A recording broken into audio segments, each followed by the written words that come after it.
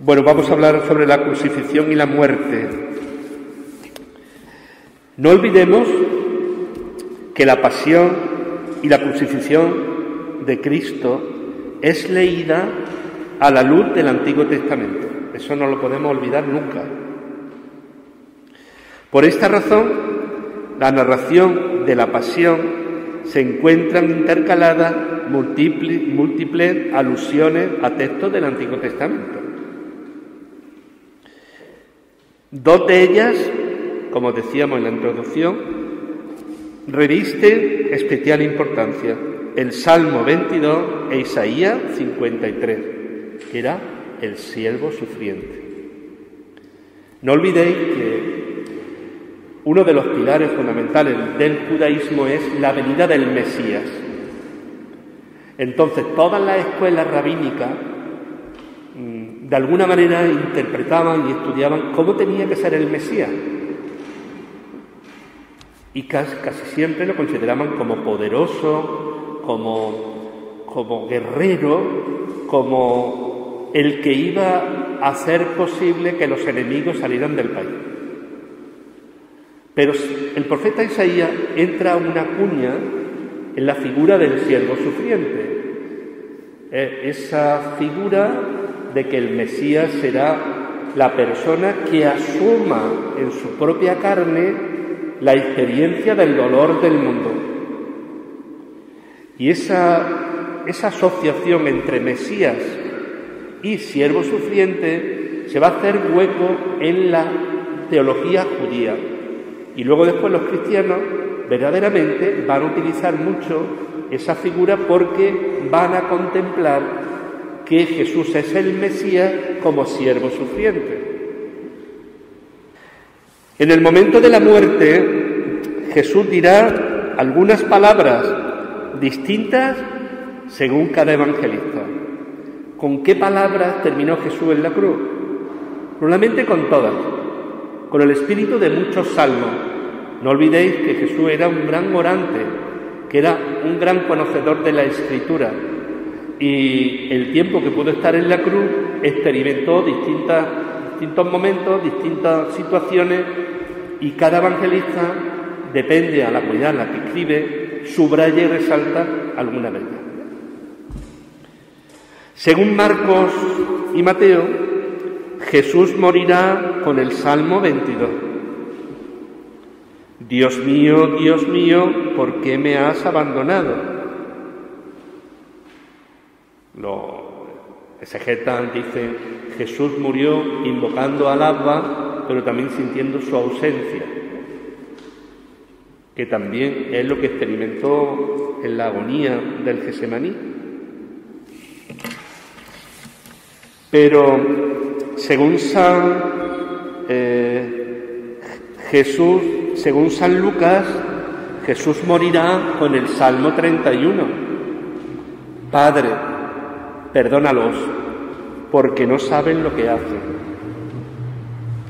Y San Juan, pues lo hace morir con la frase que normalmente terminaba todo el buen israelita: todo está cumplido. Entonces podemos decir que Jesús murió, estuvo en la cruz, haciendo todas estas horas, todos estos salmos, donde experimentó realmente pues, esa densidad espiritual profunda, ¿no?, de entrega y de donación. Algunos autores han querido ver la referencia a la túnica sin costura. Recordáis que los soldados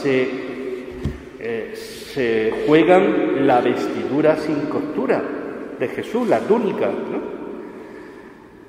Y dice algunos autores que la túnica sin costura hace referencia a la dignidad de Jesús como sumo sacerdote, expuesto en la oración sacerdotal de Jesús en la última cena. No solamente muere el verdadero rey de Israel, sino también el sumo sacerdote que cumple su ministerio sacerdotal. Se lo dice este teólogo, que es Brown. un teólogo muy importante. No olvidéis que en la Iglesia primitiva también en clave cultural se interpretó también la muerte de Jesús. La carta a los Hebreos verdaderamente lo que presenta es toda la vida de Jesús en clave sacerdotal. Entonces, como una lectura teológica de esa túnica sin costura, subraya cómo también los primeros cristianos quisieron ver que en ese sacrificio que Jesús realiza en el Calvario, pues está el Cordero que se inmola, que se entrega, pero también está el sumo sacerdote, y por eso nosotros en la Eucaristía pues decimos que Jesucristo es el sacerdote, la víctima y el altar, ¿no? El Evangelio también habla del velo del templo. Recordáis que a la muerte de Jesús el velo del templo se rasga y se divide en dos. El templo de Jerusalén era una parte para los paganos, una parte para ya los judíos, después una parte para los sacerdotes y una parte para el sumo sacerdote, que solamente entraba una vez al año, donde estaba el Sancta Sanctorum. Bueno, pues en ese Sancta Sanctorum el velo se rasga por medio. ¿Qué significado tiene eso? Pues nos hace referencia prácticamente a lo mismo que yo os decía con la expulsión de los mercaderes del templo, que la única mediación es Cristo, que ya no hay Sancta Sanctorum, que ya no hay templo que medie, sino que es Cristo mismo. Por eso, de una manera, es decir, se rompe esa ruptura del velo en el Sancta Sanctorum.